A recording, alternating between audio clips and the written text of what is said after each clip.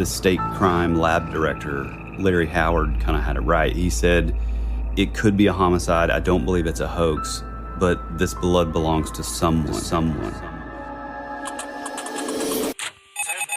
bonus. Now, there's still no word on a cure for the virus. Report suspicious activity and call 911.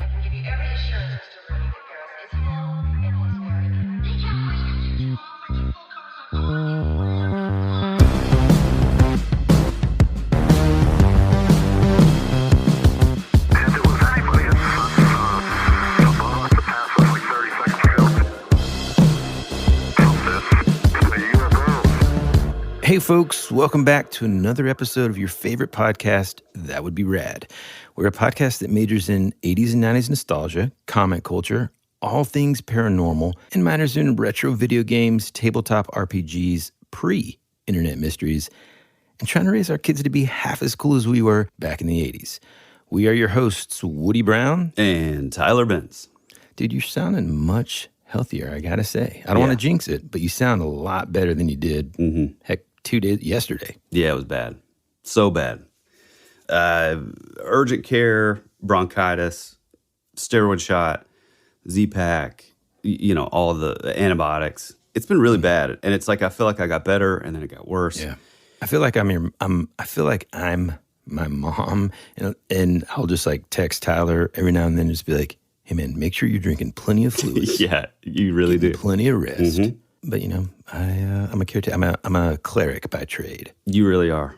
Yeah. Speaking of clerics, boy, we could really use one in that party, huh? Yeah, I know. In our D&D. Folks, we're talking about Dungeons and Dragons. We recently had an epic conclusion to this sort of phase of our campaign that I've written from scratch. And it's good and bad. The good is as I'm sure you can tell in a lot of ways, focus so much on minor details that sometimes don't matter, but sometimes do matter. And the fact that I can't really tell which ones are going to matter or not matter equals I spend a lot of time sort of building up this story and stuff and stressing out and all that. So anyhow, we won't get into it here, but we'll probably talk about it a little bit on the old Patreon. Today, dude, God, folks, those moments when you're like, how have I never heard of this before, since it's basically right in my backyard, essentially? You mean never heard of it? Never heard of it. This week we stumbled upon this story that happened right here in Atlanta in the 80s. And I mean, I'm just speaking for myself here. I had never heard of this. Never heard at all. You never heard of it either? I think I sent you. What was it? What? Yeah, you sent me an article and I was like, dude, we've got to cover this. And we had a lot of other things that we wanted to kind of get to before this in season 3. But then it's like, dude, we have to cover this. It really is one of those things that, this, once we get into it, this story is so just ripe with all the things that we love. It takes place in 1987. It's 45 minutes, an hour away from our house, and it's like that. It's this sort of unexplainable, still to this day, as far as I can tell. It's just this unexplained high strangeness, and it is fascinating. Let's jump in, dude. Get it? Okay. Today we're going to dive into a story that is, to me, equal parts horror movie and, intrigue and thriller. It all started in 1987. An elderly couple in Atlanta, Georgia, were terrified to discover blood oozing out of the walls and floors of their home. This is the true story of Minnie and William Winston, the supernatural event that plagued them in their humble abode that has come to be known as the Blood House at Fountain Drive.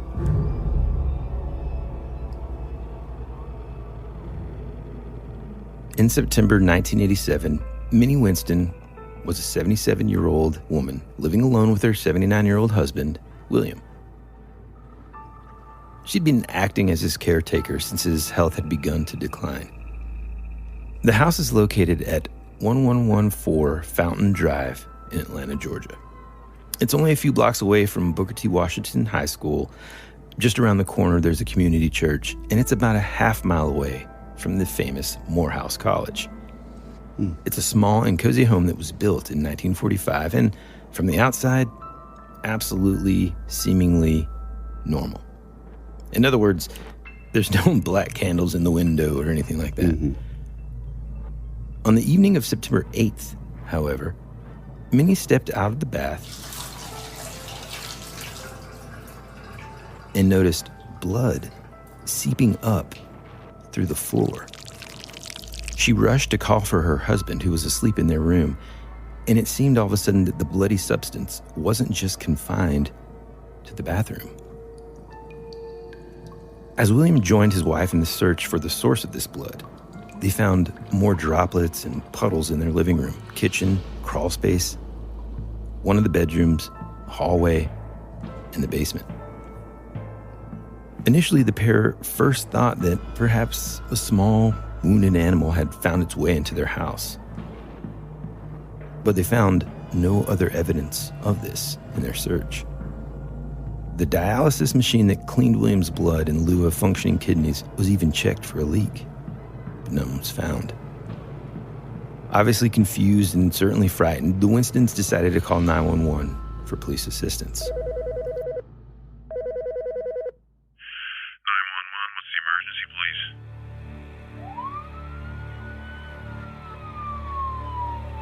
The first emergency service to arrive at the house were the EMTs. They meticulously checked the elderly couple for missing wounds or cuts on their bodies. Next to arrive were the police and Brenda Dipple, a lab tech tasked with collecting the blood.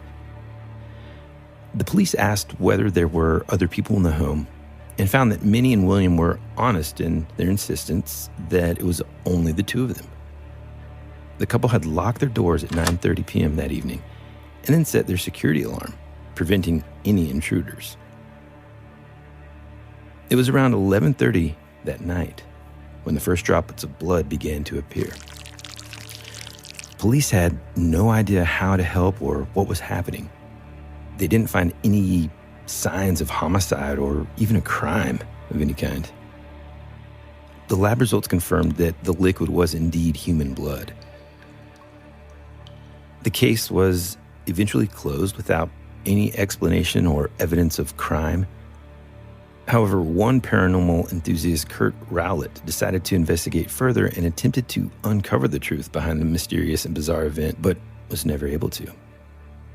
The case of Minnie and William Winston remains one of the most mysterious and unexplained events, certainly in Atlanta's history, but perhaps around the world. The thought of blood pouring out of the walls and floors of a home seems like something that you would see in an 80s horror movie, not in real life. This was the Winstons' reality.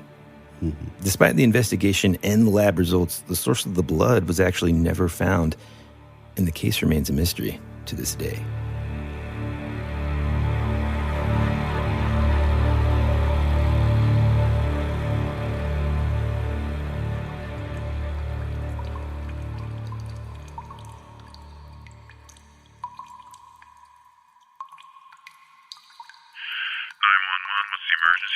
After these messages, we'll be right back.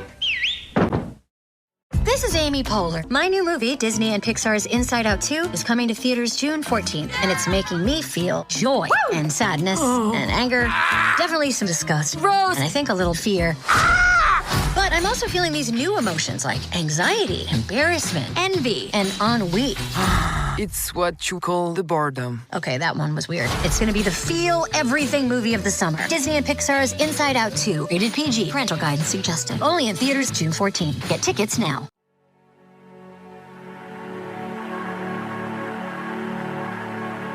It's a pretty cool place if you're a Martian. Or a vampire. You think you really know what's happening around here, don't you?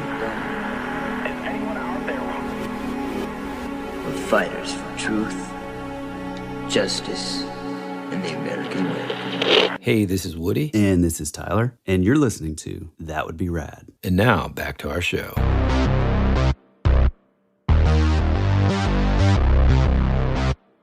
I mean, that's just crazy, right, man? Yeah, dude.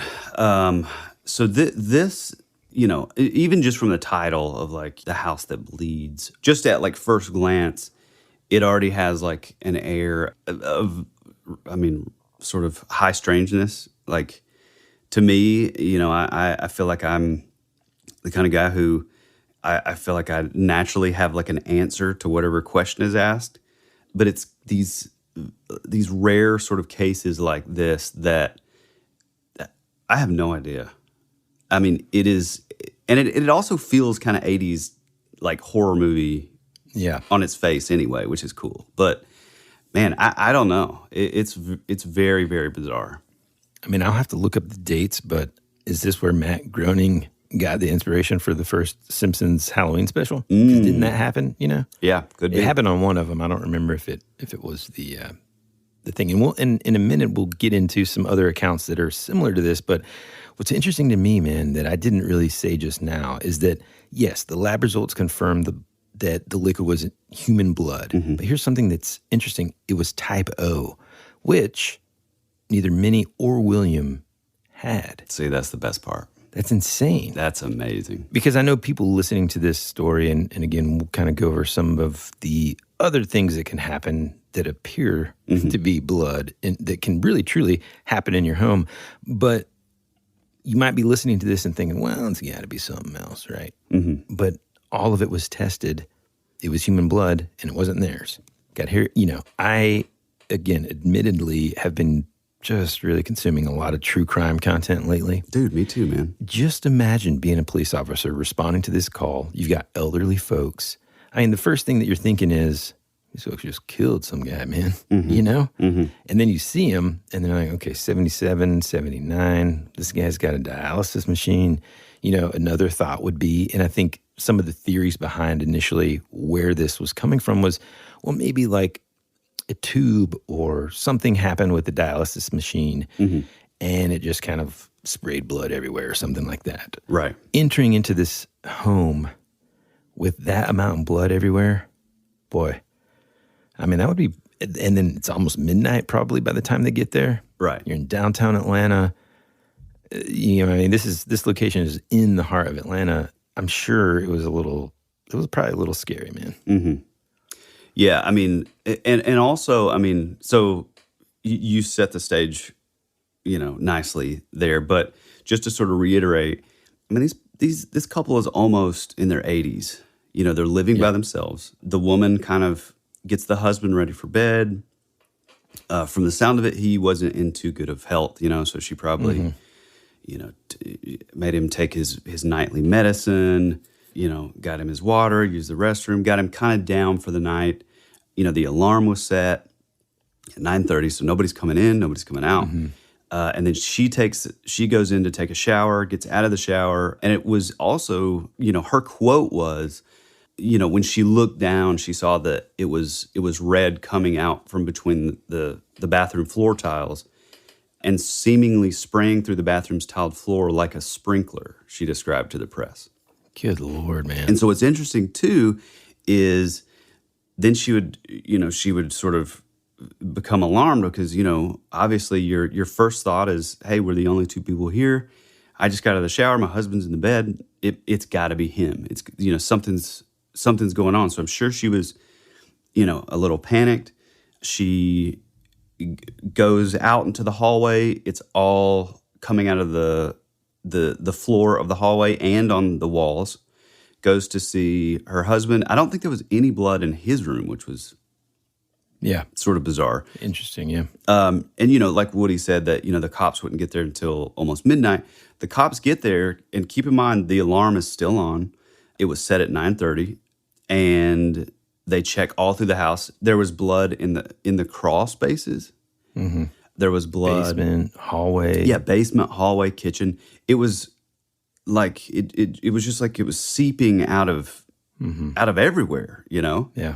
And I know I described the house as being like, small and cozy. I mean, this is a 6-bedroom house. I looked it up on Google Earth, and by the way, it since the 80s, it hasn't been torn down or anything. And these folks actually lived there until, I guess they passed away, and there haven't been any other incidents reported. Heck, I wonder, things like this, I wonder if the current owners even know about it. And, obviously, kind of like we've said with a lot of these cases where there's an actual address, I think it goes without saying to say, don't go pester these people if you happen to be Right. in town or whatever. But it's just interesting, man, because another thing that happened is, so this investigator, I think he was like a hobby writer and all this. I mean, there were articles about this in the Atlanta Journal-Constitution. So it was in the local news. But this guy kind of wanted to do his own investigation. So he went out there, he interviewed Minnie, the wife.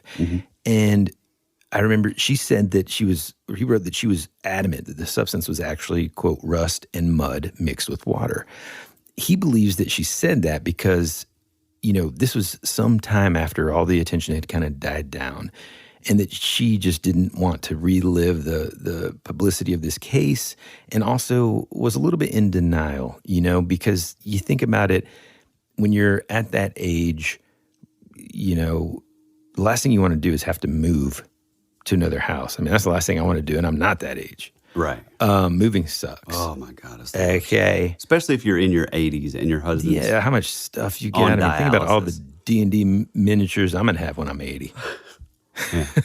And just shelves of VHS. So she's probably just kind of like a little bit lying to herself a little bit, and not really admitting potentially that it was blood because, like I said, this is one of those interesting things, and part of the reason why I wanted to cover it so bad was the lab tests.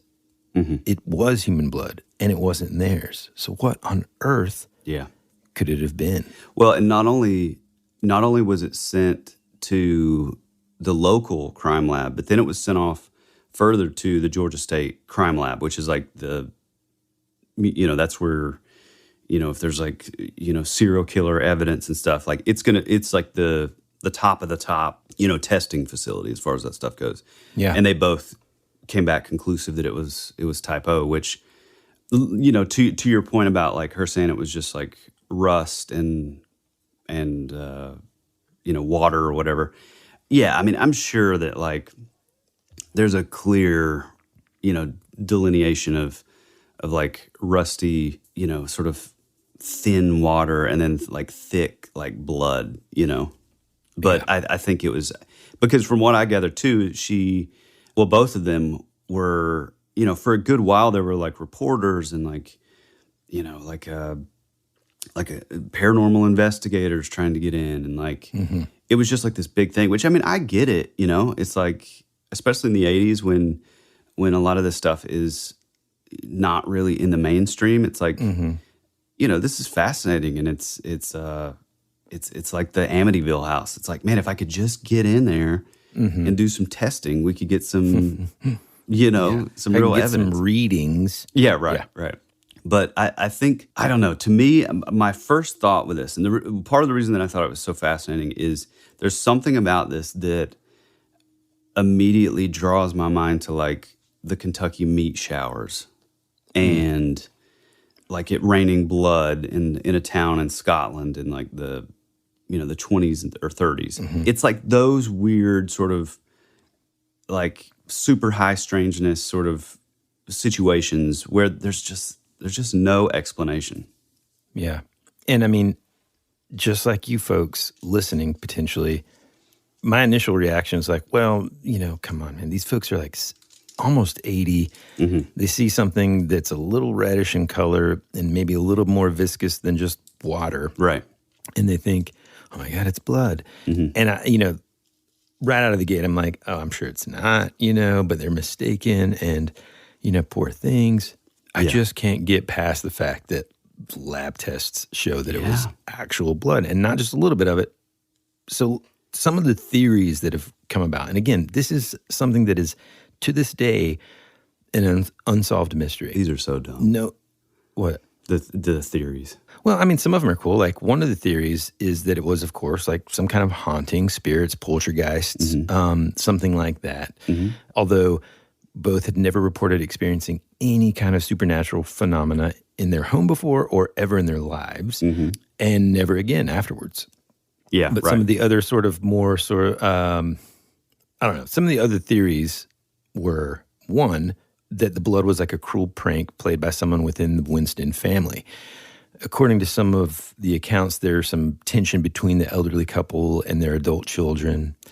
You know, some people think, okay, look, William had this, he was a kidney dialysis patient and his daughter worked at a hospital. So technically they both had potential access to other human blood.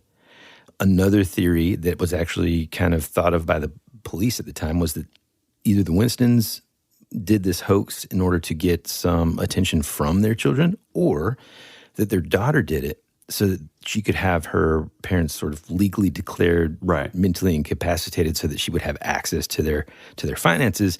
But again, those theories were investigated, never proven, and so they closed the case. Now, whenever I think about things like this, and especially almost 80-year-olds, I find it real. That is actually harder for me to believe that they would just be motivated to, just pour blood all over their house for the heck of it. It's more believable to me that like the one about like the daughter trying to get access to the finances. That is well, yes, I'm with you on that. Like to me, that was the most sort of. I don't believe it per se, but like there's like motive there, right? And I think there could be something to that, but again, we have to go back to the fact that like, she made sure everything was cool. She would have walked through that hallway, turned the alarm on, so nobody. Oh, and then that was the thing too, is when the cops got there at almost midnight, they did a full search of the house. Nobody's in the house. Nobody's coming in or out. The alarm isn't triggered or anything. And she gets in the bath. And then also, it's like if this was a hoax by like the daughter or their kids or whatever, it's like, so you're telling me they're also gonna like sneak into the bathroom while she's taking a shower and like put blood on the floor? But it wasn't just put on the floor. It's like she said that when she like stepped down onto the floor, it was coming through, seeping from the floor, like a sprinkler, quote unquote. And it's like, how is that happening? And then also, if it is the kids, what would be the motive to not only do it in the bathroom, but then the kitchen, the basement, the crawl space areas that nobody's ever going to check to look in? Yeah. It just doesn't make any sense to me. It's weird. And I mean, kind of circling back to my recent obsession with true crime, I got to say, people will surprise you in the worst ways. Yeah, true. And so, man, I mean, I've seen a lot recently of like these folks that you wouldn't imagine how insane and how stupid people are, thinking that I guess they're not going to get caught just so they can like take advantage of like their spouse or their parents' life insurance policy. Right. So, well, I'm not saying this. I'm just saying like I think that's a great theory. Because I love theories because then that sort of entices you to kind of investigate them, and then they kind of start crossing off a little bit. And the police obviously investigated that, and at the end of the day, the children of these folks never got the financial benefit from this hoax, if that was the case. Right. It's just so strange, man. Again, another detail that I didn't say earlier, but I want to make sure people know just in case, your mind is just working out there. They also didn't own any pets. So it wasn't like maybe their dog or cat or whatever, started bleeding. It's just weird. Right. Well, the other thing that's a little, I don't know. I mean, maybe I have like a bias to this just because it's like, I don't know, being in this stuff, being in sort of the paranormal and fringe and, whatever stuff for years. It's like you always hear about these like magazines or newsletters or whatever. And it's like a lot of these theories came out of the 1994 newsletter, which is called the Georgia Skeptics newsletter. Which, Can you believe there was just like a newsletter for skeptics? Yeah, I don't just in Georgia. I don't get that. I don't. It's like, hey, let's like come up with a publication that our sole purpose is just to like disprove things. I just don't get it. But anyway, so the majority of their belief in that is the fact that like, oh well, Willie Winston, the husband who was almost in his 80s and on like severe dialysis, he was on dialysis, so he would have clearly had access to human blood. And it's like, that's not how that works. Like, Yeah. just because I don't know. It's just such a, like Woody's saying a lot on the show. It's like, it's like the leap from that to that is just as far as the leap from like it being like some sort of possible paranormal, type thing. It's just, I don't know, it's kind of silly to me. Yeah. Yeah. Well, and this kind of reminded me of you mentioned some things earlier, but immediately I was like, man, I know flipping through the books on our shelves that we've kind of seen this kind of stuff. I remember even as a kid seeing things like this. So I kind of want to go over some of the ones that I found even pretty recently. Let me start with one that's like really, I think it was 2022 as a matter of fact, recent, okay? And, again, this goes back to part of the reason why I don't think these folks would have been as motivated as someone nowadays is things like TikTok didn't exist.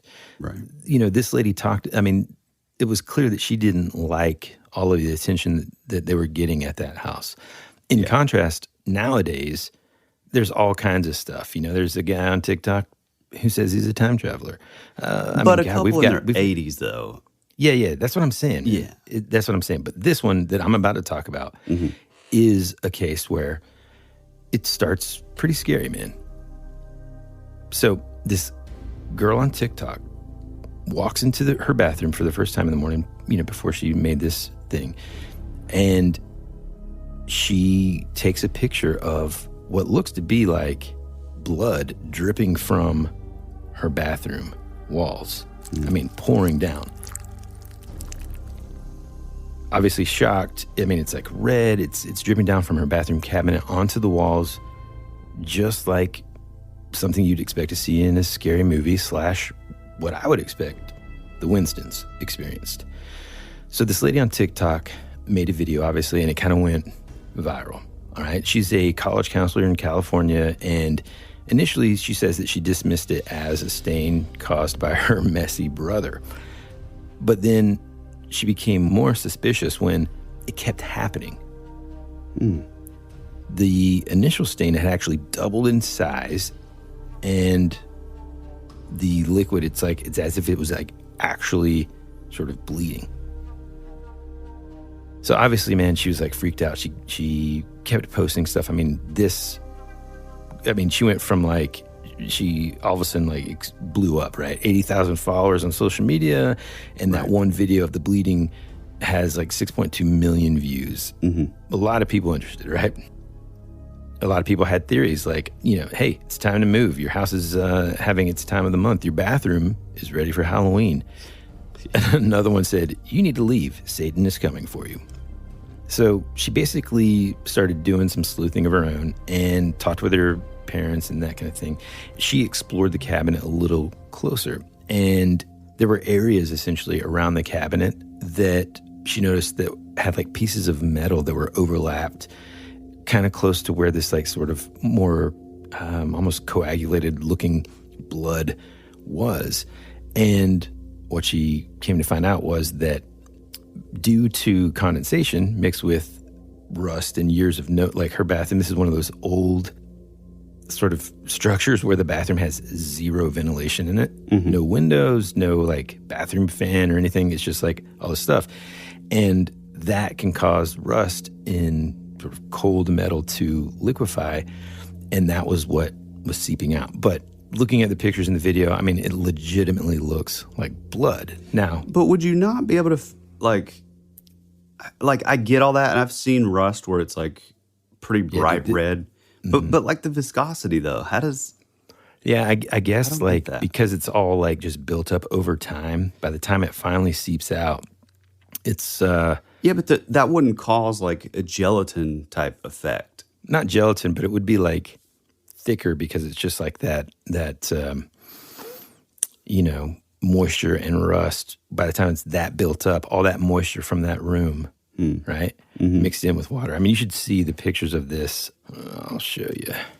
I mean, while you're looking at that, the thing that sucks about like as we get further into the modern age is like, I mean, I would consider myself somewhat of a true believer. I like to put some sort of belief in a lot of this stuff. Mm-hmm.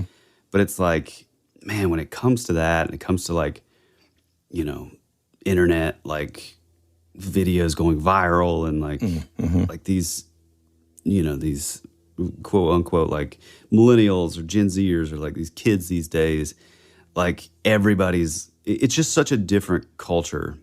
Yeah. Than what? It's also so easy to fake stuff. Yeah, exactly. That's what I'm saying. So this whole thing could have been, do what? Like this whole thing could have been like her just making it up. Yeah, and that's what I'm saying. That's why, like, my first thought in any of this stuff is like, oh, it's just somebody trying to be like internet famous. Now, it's funny that you say that because rewinding the clock just a little bit, this was back in 2015, and same sort of deal. This guy wakes up, his name's Thomas Kennedy, and he kind of notices that there's this red liquid dripping from behind a cupboard and didn't know what the heck was going on. He kind of, at first, this is in Oklahoma, and his son was actually the first one that noticed it and kind of wiped it away and was just like, whatever.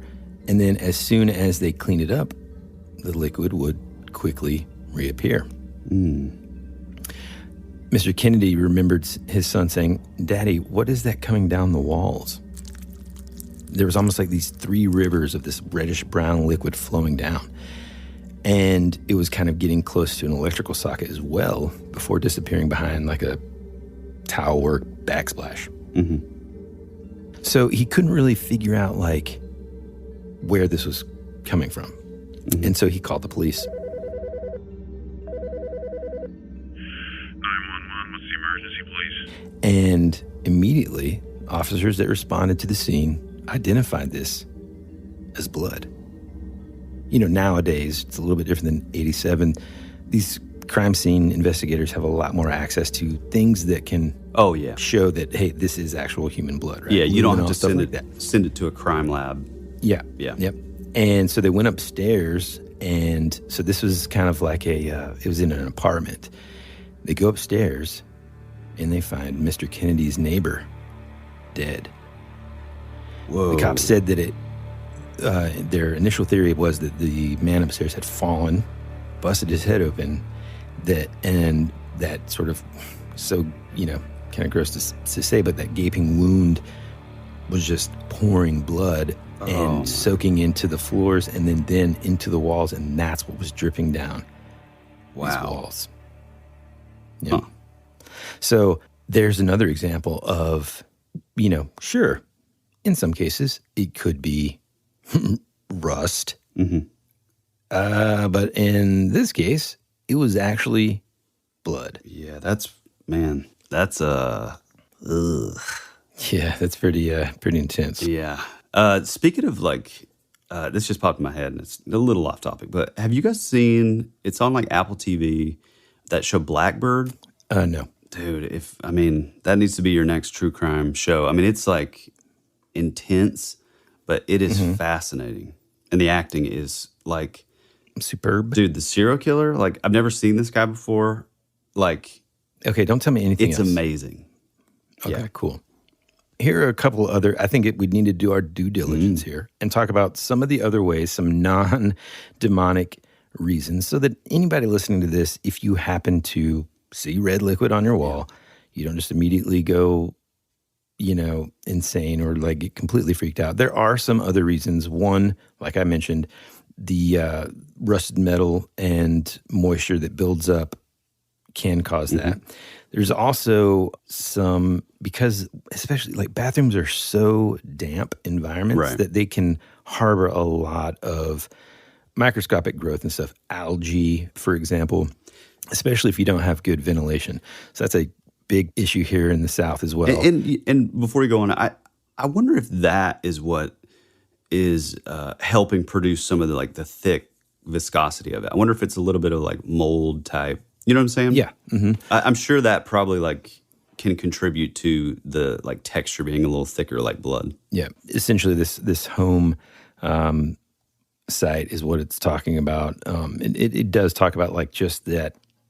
Essentially, the reason why the rust is able to kind of run down like that is it's just years and years potentially of just built up moisture. Mm-hmm. And by the time it does, it's just gunk and rust and just it's so disgusting if you really think about it. Yeah, I mean, again, mildew and oh yeah, all that. Going back to the Winstons house, again, just the fact that it was in all these different areas, I think sort of set this apart from sort of an isolated room, Oh, for sure, man. Just all over the place. Yeah. So I also found some stuff in some of the old publications that we have on our shelves and books and stuff. And this one comes from a magazine in 1954. And it's interesting. It's entitled Bleeding Saint, Weeping Virgin. Oh, yeah. And it goes like this. 2 religious miracles, a statue which bled and one which wept, had the people of Europe agog as the year 1953 came to a close. 4 days after Christmas, on December 29th, 1953, a wooden statue of St. Anne, the mother of the Blessed Virgin Mary, began to bleed after receiving an injury inflicted accidentally, although in anger by its new owner. Mm-hmm. Jean Salade, the 40-year-old manager of the hotel in the little town of Entrevaux, France, only 40 miles from Nice, purchased the statue in an antique shop for the equivalent of about $3.50 in U.S. currency. Upon bringing it into the hotel, he set it down on the floor of the hotel dining room. Weird place to put it, but okay, kind of disrespectful, huh, Jean? He had not yet decided the best place for it to stand, and it was temporarily forgotten. During the evening, a card game was started in the dining room, and in the excitement of the play, Jean pushed his chair back from the table and swung his arm to emphasize some point he was making in an argument over the game. His fist smashed against St. Anne and broke off her finger. Oh, boy. The next morning, he was astonished to see a red liquid form and drop from the broken wooden stump of the statue's finger. The red drops continued to fall slowly and rhythmically. Jean Salade ran to call his neighbors. About 30 people rushed to witness this phenomenon. The red drops fell at the rate of about 1 a minute for a period of about half an hour. The village doctor, Jean-Louis Moner, was called, and he collected some of the liquid and took it to the local pharmacist to be analyzed.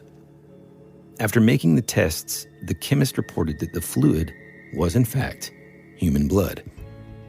So far, church authorities have not commented upon this phenomenon. X-rays have been taken of the statue, but no definitive results have been announced to date. Many hundreds of visitors from all over France have come to the Hotel du Var to look at the statue. The newspaper Nice Matin published a possible explanation of the phenomenon. The account quoted a Mrs. J. Duval of Radio Innsbruck, Austria, who stated that such wooden statues were carved in the Austrian Tyrol almost 200 years ago.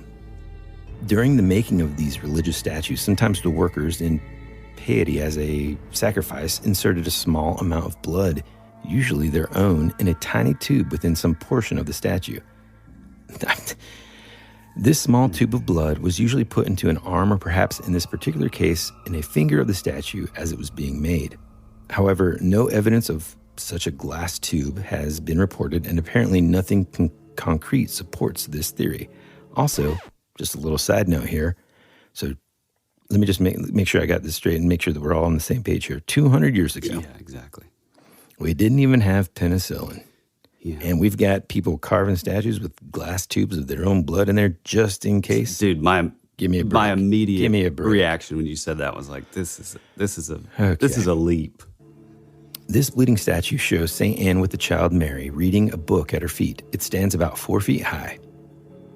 Jean-Louis Cigar, a wealthy naturalized Brazilian, claims the statue was actually sold illegally from his collection and is worth thousands of dollars. Now, remember this other guy bought it for $3.50. Right.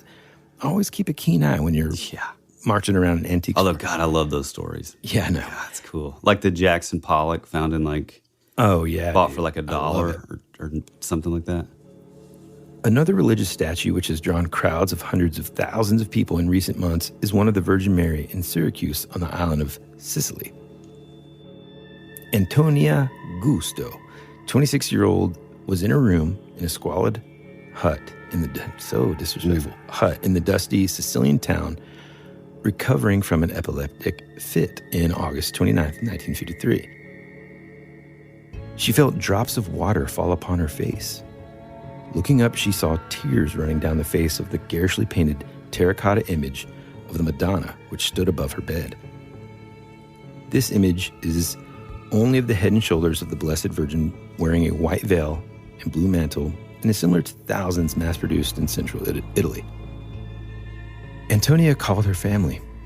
Angelo Giannuso, now Antonia's husband, and Antonia's mother and aunt rushed into the room. The historical girl pointed to the weeping statue. All of them fell on their knees while Antonia knelt on the bed praying.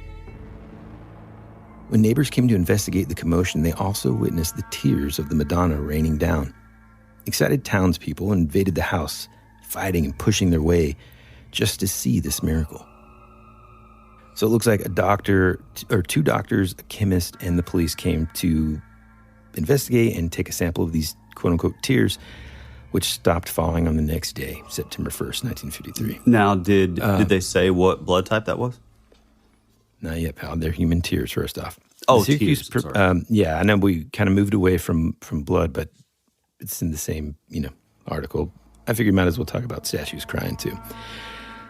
The liquid containing traces of sodium chloride, which is salt for those of you paying attention, corresponds to the composition of human tears. For 4 days following the miracle, Antonia could not eat. But since that time, she has no more epileptic fits. So on Christmas Day that same year in 1953, Antonia actually had a son. And she said that she had always dreamed that her son would be born on Christ's birthday. The image has been taken from Antonia's room and now stands in a hastily built altar in a neighboring square. There's a growing mound of crutches, leg braces, and casts heaped about the square, where they have been cast by persons claiming miraculous cures. Pretty interesting, man. Yeah, that's fascinating. We'll return after these messages. America's future can be determined by our dreams and our visions. It was very intense, bright light. For over 200 years, there have been reports of giant man-like creatures. From another dimension, another world, I don't know. The most intriguing mystery on the North American continent. Hey, this is Bryce Johnson from the Bigfoot Collectors Club, and you're listening to Tyler and Woody on That Would Be Rad, because that is rad.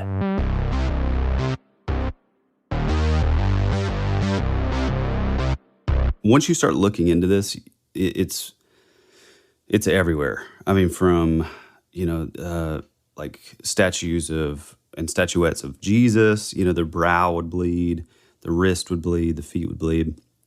There was one in 1992 where a woman named Olga Rodriguez had a Virgin Mary statue in Santiago, Chile, that it would bleed from its eyes, and people would all, it kind of became a thing where people would come and see it. They ended up calling the criminal investigation department, and they took samples.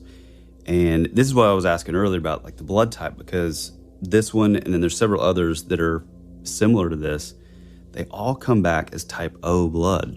Weird. Which is something I've never thought of until we started talking about the house, that bled or whatever. But I wonder if there's something to that, Man, that's real weird. Yeah. And this is like a lot of the Virgin Mary statues, any sort of, statues of saints.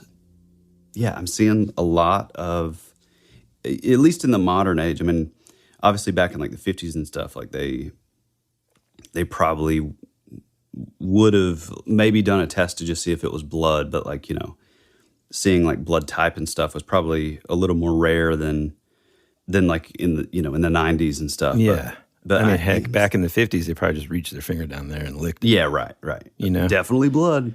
Yeah, this tastes like blood. This one was in 1920. It's known as the Bleeding Statues of Templemore.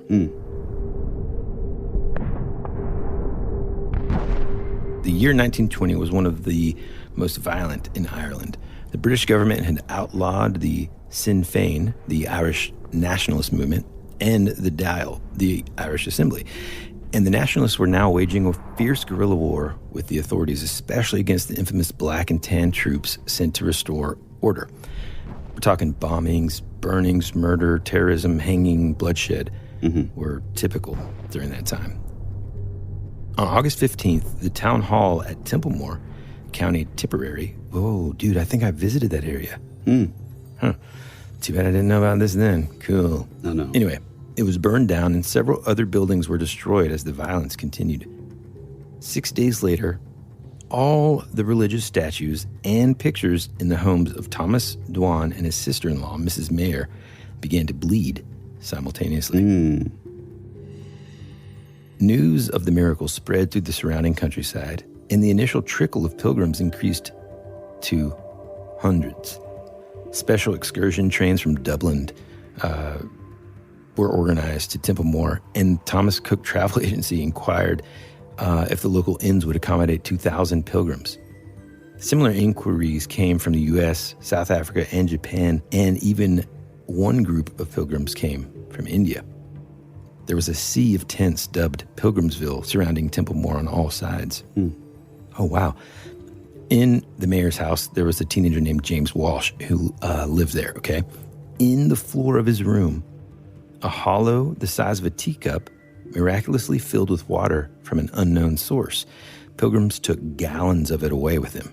I've heard but about always the water replenished. Yeah. I found one. Go ahead. I was just going to say, it said that it was estimated that by the time the statues had stopped bleeding, roughly a month after they had begun, close to 1 million people had visited Templemore.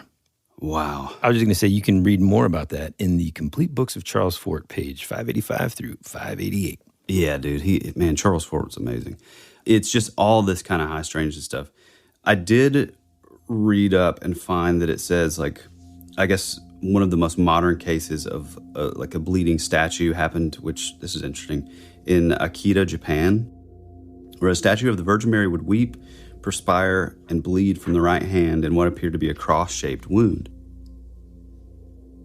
The case passed rigorous investigations by local scientists, the local diocese authorities, and the Vatican itself. The phenomena were associated with the stigmata and the 3 apparitions of the Virgin Mary received by a deaf Japanese Roman Catholic nun. Boy, that is a deaf Japanese Roman Catholic nun, Sister Agnes Sasagawa. Oddly enough, guess what blood type was? You're kidding me. Nope. Type O, baby. No freaking way. But this is a job. This is like tears. So it's like blood tears. Yeah. No, that's what I'm saying. This one and the one from the lady in Chile, it's like, like the tears, like bleeding tears. Dude, that's so weird. Yeah. Which, I mean, Type O. The stigmata stuff is fascinating. I mean, that's like the only thing is, though, that's like a... Yeah, it's like an old school. It's something that I've always, now that we're kind of like moving in that direction a little bit, let's not go too far. Okay.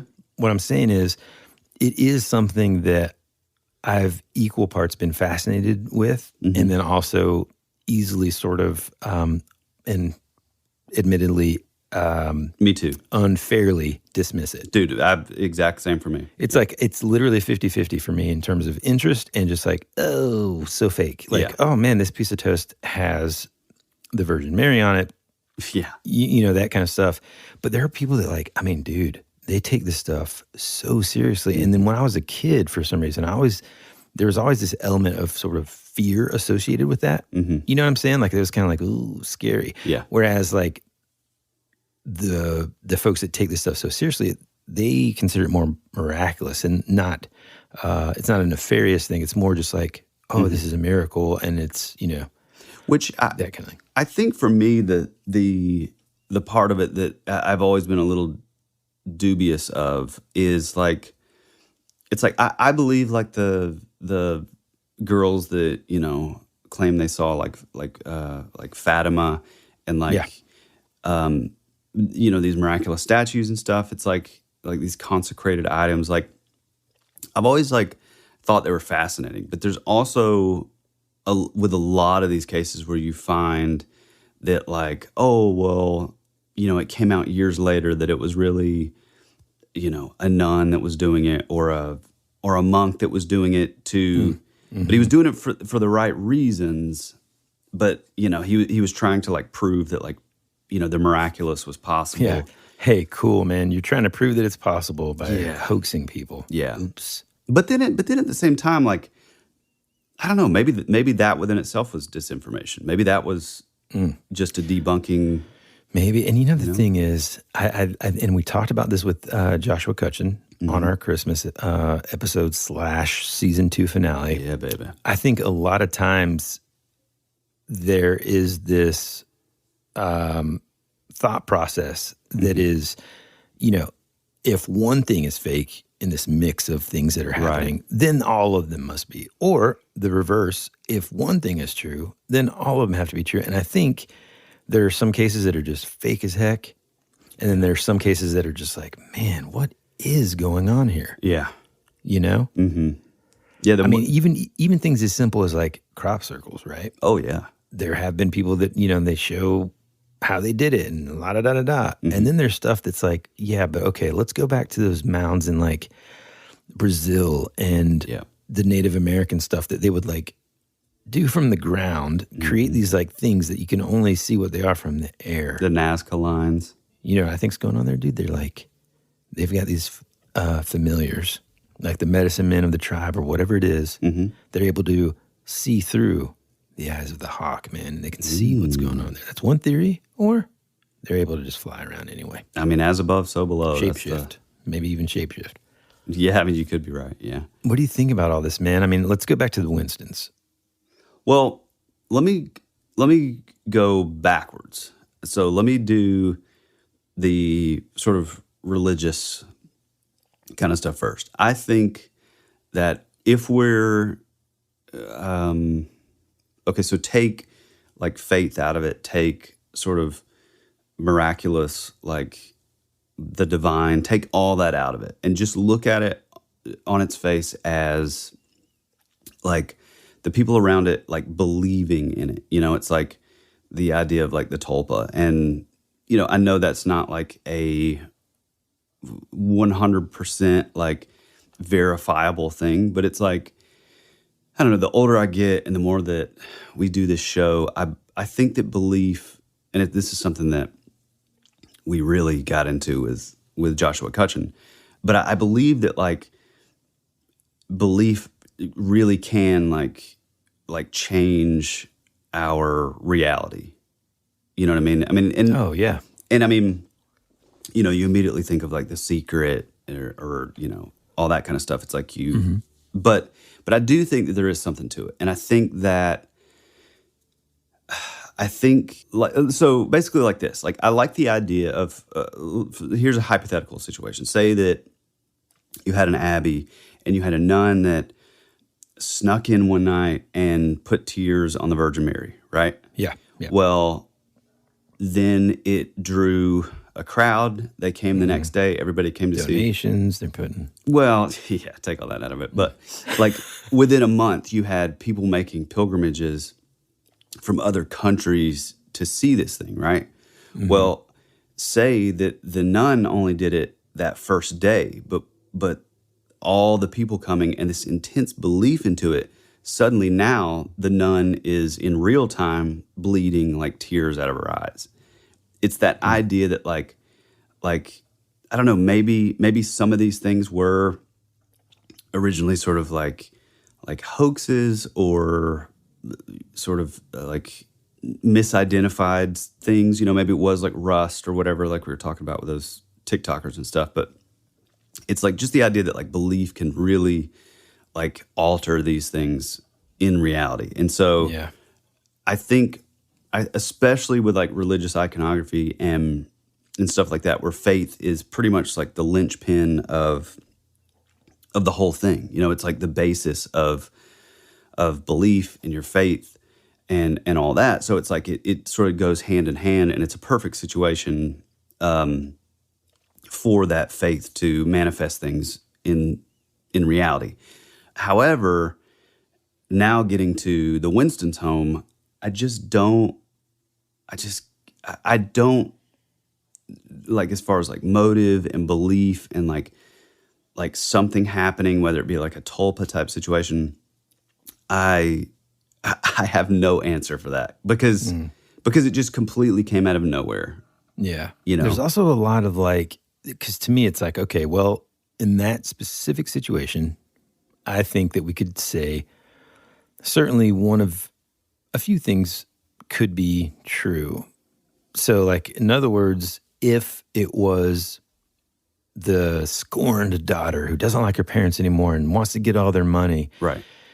You know, she works at a hospital. Cool. Mm-hmm. The fact that the police, so if that's the police's theory, if I was a cop, what's the first thing I'm going to do? Oh, I'm going to go check to make sure there's no blood missing from the hospital. Right. So I imagine that they did that. I don't have that in writing anywhere. I don't know. I don't have the case file in front of me, but that seems like that would be the no-brainer first thing. If that's your theory, then you're going to go check the hospital for missing blood. Right. Oh, there's no missing blood. Well, okay. So that starts to kind of like really fizzle out that theory. Well, then what's left? Well, I mean, that they did it themselves. Okay. For what purpose? They never made any money for it. They more than likely, so to me, like that's the first theory that gets thrown out very quickly, them doing it on their own. Well, they hated it. Like, apparently it was said that the both of them, if they were like sitting on the front porch or whatever, and they would see people walking up, they were known to yell, "There's no blood in this house, go away." Yep. So it wasn't like an like attention thing, you know? Right. This isn't a TikToker. Right. So that gets thrown out. The kids doing it, okay, well, maybe there's a possibility there. I don't think it could have been stolen blood from the dialysis clinic. I don't think it could have been, blood taken from the hospital. Yes, it was the 80s, quote unquote, security protocols and log books, were probably less sort of digitally stored and stuff. So, right. Yeah, would it have been easier than it would have been today to kind of do that thing? Sure. But again, they weren't able to find any evidence of that. So then really, it's like, I mean, I hate to be so definitive sounding, but like the only thing left really is some sort of supernatural cause. I mean, and I don't know. It's just very interesting and just, I don't know, man, just creepy, dude. Because I remember one time I woke up early in the morning and, it was like before I went to go work out or something. And one of the things that I do first is have a large glass of water and some coffee. So I went into the kitchen and my foot splashed a ton of water. This is our old kitchen. And I was like, I flick on the light and there's about like a half inch of water all over the kitchen. Now, it's not blood. It's not, slime like in Ghostbusters 2, the pink ooze stuff. It's not anything like that, but yet still the first thought in my mind, this was, 8 years ago or something. The first thing is like, there's a bad guy here and they're trying to. The wet bandits. The wet bandits are here. Yeah. You know what I mean? And then after I just woke up and that's the first thing that goes through my head kind of dissipates. Now my thought is, okay, now I got to find the leak, right? Right. No matter what, I'm just like, my heart's just pumping and I'm like, oh God, I got to shut off the water. Like what's going on? Imagine that, except for that it's blood, dude. Like I feel so sorry for these old folks, man. Like that would be scary for anyone. But with them, it makes me feel sad because I immediately think of my grandparents, your grandparents, my in-laws, anybody that's older than us having to kind of like see that and get freaked out. And then again, there not being any sort of resolution. I mean, would you still live in that house? It's a hard no for me, dude. It's time to move. Yeah, I mean, it is pretty. Yeah, I mean, it's just like. Just crunching while I talk. This cough drop is the only thing saving me. But I don't know, it's just the fact that they're like in their 80s. Like, yeah. I mean, that was frustrating because it's like, you're at a point where it's like the possibility of like move up and just moving at that point is just like out of the question. you know? Yeah.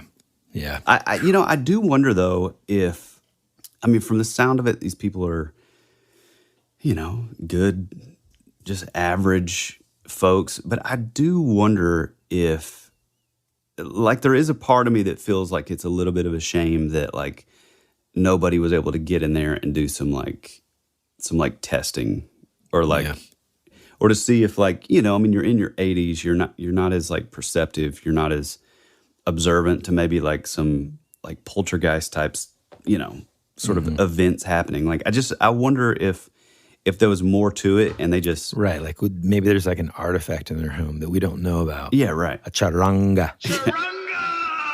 But yeah, I think as far as belief goes, I think that could definitely play a role in, like, the stigmata stuff, and then you get into, like, the divine and demonic, and, like, I mean, it's a crazy kind of thing. But with this story, it's just high strangeness. It's like the Kentucky meat shower, or one of those weird situations where, Now, is the Kentucky meat shower and the Liver King like the same? I think they're different, but you never know. That guy sucks. Yeah, that dude does suck. Yeah, I think this is one of those situations, hopefully, folks, you can tell why we just had to dive into it. Immediately, it makes me think of all the different things we've heard about similar to this since we've been, since we've grown up. Mm-hmm. You always hear about the statues, the walls, the Simpsons Halloween special, and the fact that it happened right here in The Shining, right here in Atlanta, not too far from where we live, is just fascinating. And then again, I always come back to the fact that they tested it was human blood. It was type O. Yeah. We uncovered today that type O, or at least uncovered for us, that type O blood is common amongst a lot of these situations. So before we go, my thing is, I'm going to ask the listeners, if you've heard of cases like this and or know of any, and, obviously there's tons that we didn't kind of bring up on the show, but if you are familiar with those and you can confirm that they're also type O, or know of any sort of other connection with type O blood, man, reach out to us and let us know, because it's pretty fascinating, very weird. Yeah. I before we go, I do think that the state crime lab director, Larry Howard, kind of had it right. He said it could be a homicide. I don't believe it's a hoax, but this blood belongs to someone. So it's like, dang.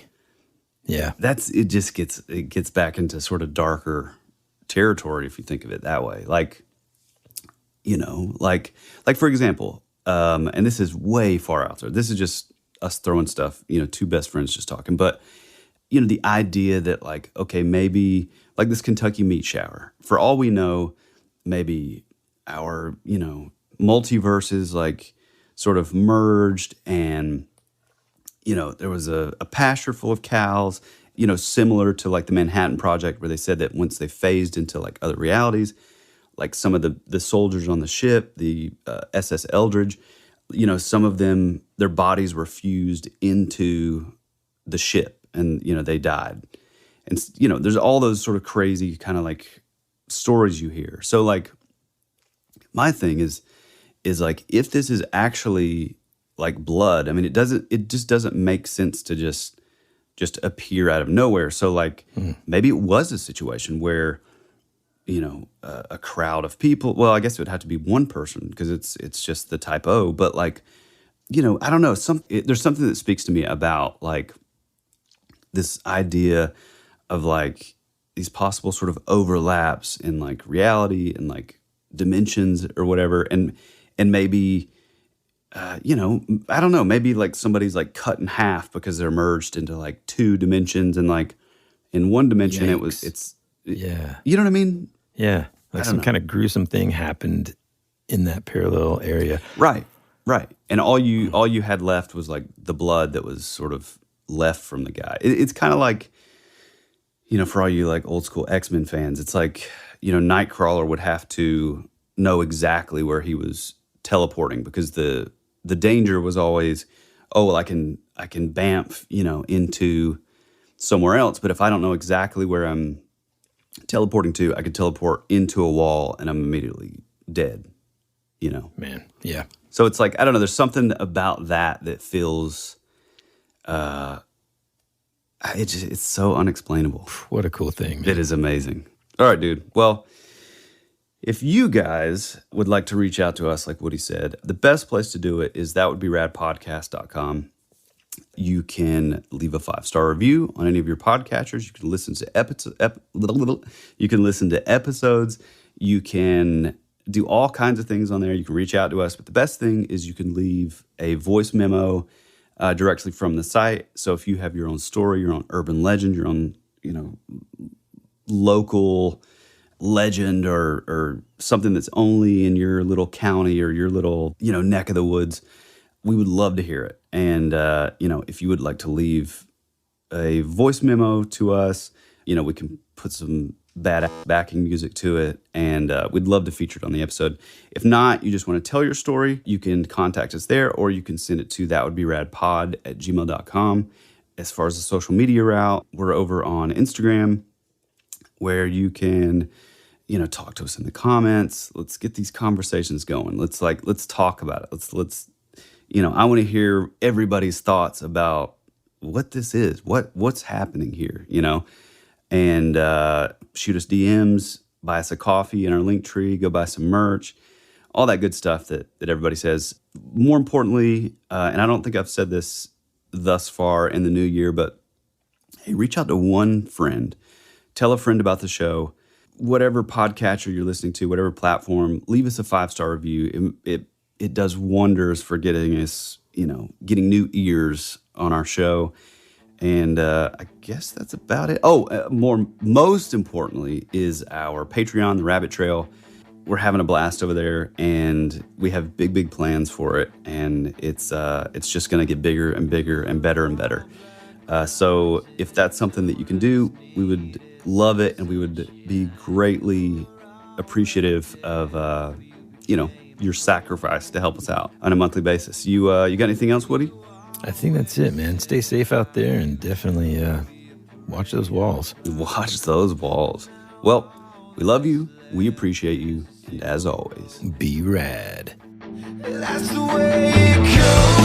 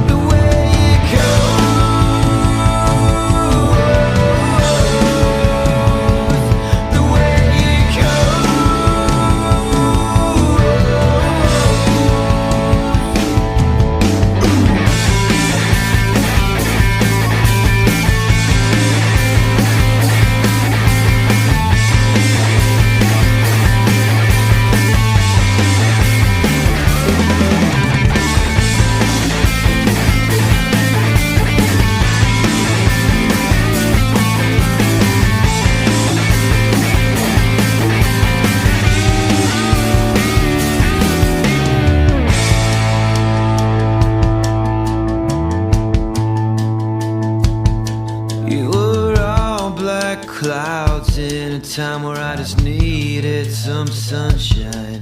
You were already dead before you became a ghost.